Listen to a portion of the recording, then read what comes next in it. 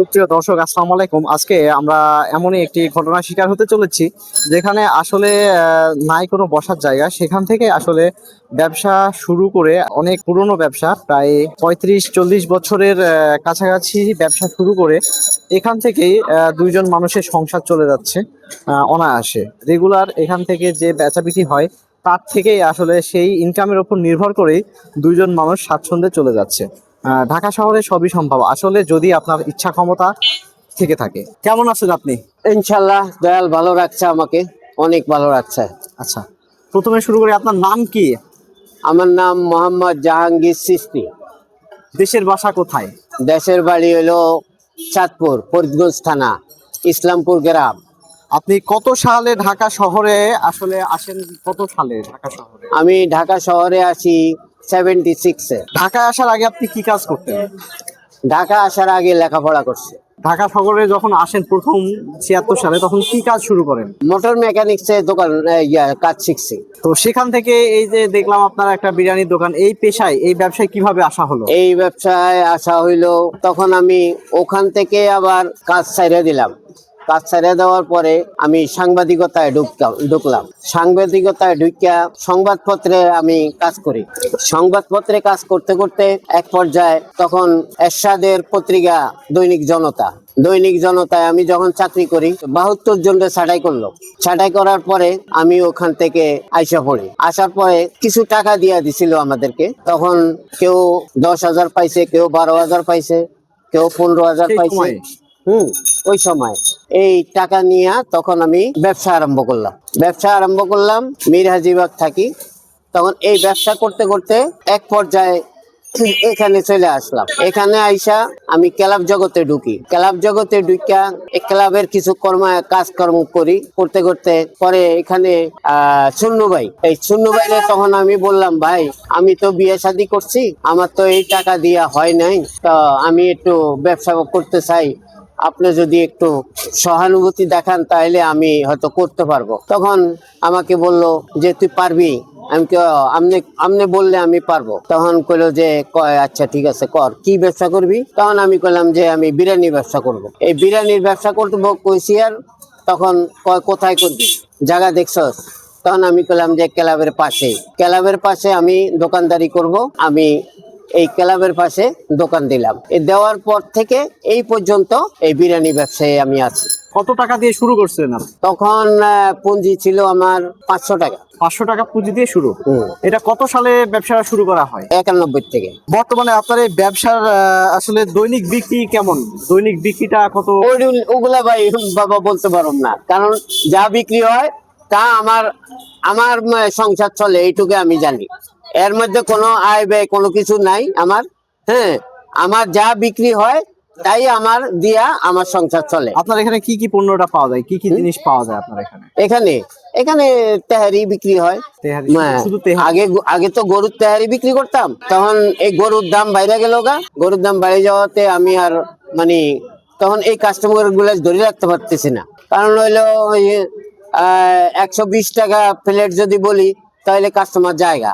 তখন আমি চিন্তা করলাম যে কি করা যায়, এখানে কাস্টমার তো ছুটটা যায়। তখন আমি বিকল্প এই যে মুরগির তেহারি আরম্ভ করলাম। তখন মুরগির তেহারি আমার বিক্রি করাতে তাতে দেখা যায় আমি দামেও কমে খাওয়াইতেছি, আবার এতে আমারও কিছু থাকে, আর কাস্টমারও খুশি হয় খাইয়া। এখানে এক প্লেট বিরিয়ানি কত টাকা রাখা হয়? 50ও বেশি, 80ও বেশি, 100ও বেশি, মানে যে পরিমাণ টাকা দেয় সেই অনুযায়ী ওই পরিমাণে আমি খাওয়াই। আর তারপরে যেমন আমার প্রতিদিন, আমি তো একটা পাগল মানুষ, আমার প্রতিদিন এই গরিব গুনারে 5-6 প্লেট 7 প্লেট খাওয়ানো হয়। এটা ফ্রি খাওয়াই। ফ্রি খাওয়াই। আর তারপরে আমি আবার মাসিক একটা মাহফিল করি। ওই মাহফিলেও আমি কারো কাছে চাই না, 10 টাকাও চাই না। আমার এর থেকে মালিকে যা দেয় তা দিয়ে আমি ওগুলা করি। এখান থেকে যে পরিমাণ আয় বা অর্থ ইনকাম হয়, এ দিয়ে আপনার পরিবার কি স্বাচ্ছন্দ্যে চলে যায়? মালিক চালায়, আমি চালাই না। তো যদি বলতেন কত কি এরকম অ্যামাউন্ট সব মিলাই একটা কেমন কি থাকে? না, এগুলা বলা যাবে না, এগুলা বলা যাবে না, সামান্য যদি একটা ধারণা দিতেন যে মাস শেষে যেটা হয় এটা না। দিয়ে এটা হলো একটা সংসার চালানোর জন্য। একটা সংসার চলতে মালিক যার দরকার হয় তাই আমারে দেয়, আমি এর চেয়ে বেশি কিছু বলতে পারবো না। এই ব্যবসা থেকে আপনার কি ভবিষ্যৎ পরবর্তীতে কোনো প্ল্যান আছে কিনা যে এখান থেকে ব্যবসা বড় করার বা কোনো কিছু এরকম কোনো পরিকল্পনা আছে কিনা? আর আমার বয়স আসেনি এখন, আমি ভালো কিছু একটা করার জন্য, এই বয়সটা তো এখন আর নাই। এখন হলো মালিকের চিন্তা করতে করতে এখন ওই পারে যাইতে হইব। আপনার এই ব্যবসায় প্রতিষ্ঠান যেটা এখানে আছে এটা ঠিকানাটা যদি আপনি একটু বলতেন যে কোন জায়গায় আসলে আপনাকে পাওয়া যাবে, কোন জায়গায় এটা হলো খাইতে পারবেন? আরামবাগ ক্লাবের সামনে। আমবাগ ক্লাবের হ্যাঁ, হ্যাঁ, আরামবাগ দিলখুশা ক্লাবের সামনে। আপনার মোবাইল নাম্বার কি আছে? আছে, এখানে কোন আছে। নাম্বারে যদি যোগাযোগ করে একটু নাম্বারটা বলেন। 01774558776। এই নাম্বারে যোগাযোগ করে এই যে নাম্বারে যোগাযোগ করলে আমার যেখানে না সেখানে পাইব। এখানে কয়টা থেকে কয়টা পর্যন্ত আপনাকে পাওয়া যাবে? এখানে বেশিরভাগই একটার থেকে পাওয়া যায়। দৈনিক কি পরিমাণ বিরিয়ানি বা কত কেজি চাউলের বিরিয়ানি আপনার এখানে প্রত্যেকদিন সেল করা হয়? 6 কেজি, 7 কেজি, 5 কেজি, মানে একটা পাতিলে যতটুকু পরিমাণ আটে সেই অনুযায়ী আপনার ওই পরিমাণ। রেগুলার খাবার রেগুলার। হ্যাঁ, রেগুলার খাবার রেগুলার শেষ হয়ে যাবে। যারা নতুন ব্যবসা শুরু করতে চায় তাদের উদ্দেশ্যে করে যদি কিছু বলতেন আপনি। নতুন ব্যবসা যারা এই এই লাইনে এই ব্যবসা করতে চায়, এই বিরিয়ানি ব্যবসা লাইনে করতে চায়, আগে নিজে কাজ জানতে হইব। কাজ জাইনা যদি ব্যবসা করে তাহলে ওই ব্যবসার কোনো মাইন নাই।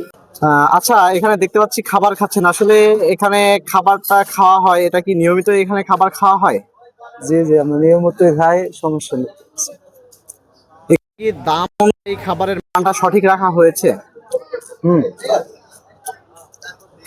আপনি এখানে কত বছর ধরে খাবার খাচ্ছেন? এখানে খাবার খাচ্ছি 50 টাকা। এটা 50 টাকা। 50 টাকা।